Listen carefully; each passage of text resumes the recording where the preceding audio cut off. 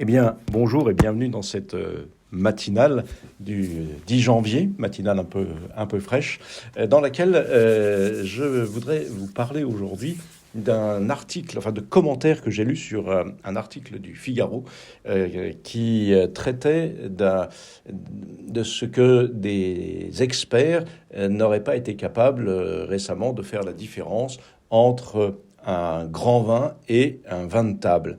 Et les commentaires ont abondé vraiment, et comme très souvent par des gens qui visiblement n'avaient pas lu l'article et qui ne connaissaient pas non plus grand-chose au monde du vin, et chacun y est allé de son poncif, bien sûr de lui, comme c'est souvent le cas dans ce domaine-là. Et alors, l'un d'entre eux portait sur le vin de table affreuse piquette. Alors, je voulais revenir sur cette expression, et je pense que je reviendrai sur d'autres commentaires dans d'autres posts parce qu'il y a vraiment matière à dire.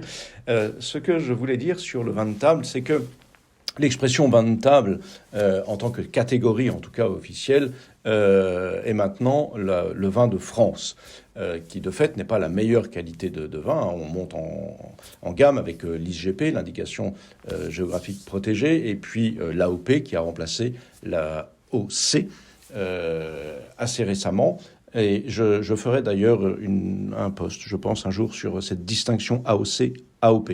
Mais là, en l'occurrence, nos fameux vins de France, maintenant, héritent de la mauvaise réputation de ces anciens vins de table, ces piquettes, ces vins de pays que certains de mes amis appellent les vins GPS, que l'on suit à la trace dans le corps, tellement ils sont acides. Il y a une catégorie qui est tout de même encore en dessous de ces vins-là, ce sont les vins issus de la communauté européenne.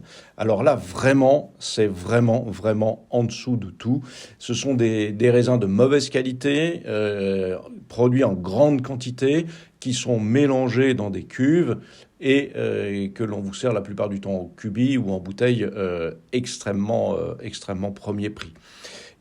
Pour les vins de France, je voudrais dire deux choses. La première, c'est que la qualité du travail des vignerons a monté partout et pour toutes les qualités de vin. On n'est plus, même si bien entendu on en trouve encore, mais globalement les vins de France ne sont plus ces vins affreux, cette affreuse piquette type la villageoise que l'on pouvait connaître jadis.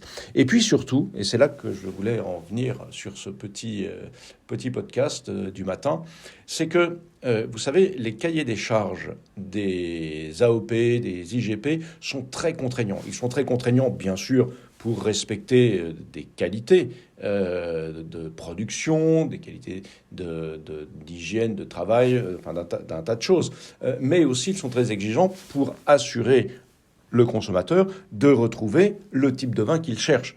S'il achète une bouteille de Bourgogne et qu'en fait il se retrouve à boire quelque chose qui ressemble plutôt à un vin d'Alsace ou à un Côte-du-Rhône, il sera déçu. Ces cahiers des charges sont là aussi pour garantir aux consommateurs un savoir-faire, un art et un style également de vin. Quelqu'un qui achète un Châteauneuf-du-Pape doit s'attendre à avoir un Châteauneuf-du-Pape dans la bouteille.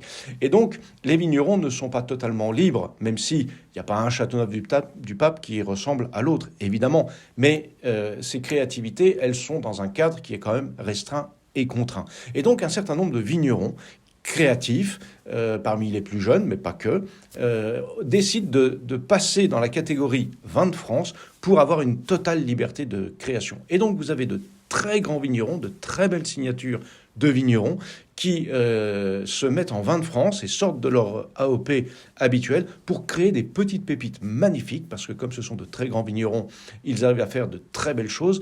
Et donc on peut trouver, c'était là que je voulais en venir, on peut trouver dans les vins de France autre chose que de la piquette, et même de très très belles signatures, de très bons vins. Bien sûr, il faut connaître le vigneron, mais j'aurai l'occasion d'ailleurs de vous présenter quelques pépites comme ça petit à petit. Il faut connaître le vigneron, il faut se laisser guider. C'est pas la majorité des vins de France, mais on ne peut pas systématiser. Et voilà, je voulais signaler cette originalité et cette possibilité. Le vin de France est une catégorie qui n'est pas forcément un déclassement, mais qui permet une grande liberté de création. Voilà, j'espère que je vous aurai mis le vin à la bouche. Si vous souhaitez aller plus loin, n'hésitez pas à vous abonner à la chaîne YouTube ou à me suivre sur les réseaux. Tous les jours, il y a un certain nombre de petites publications diverses et variées.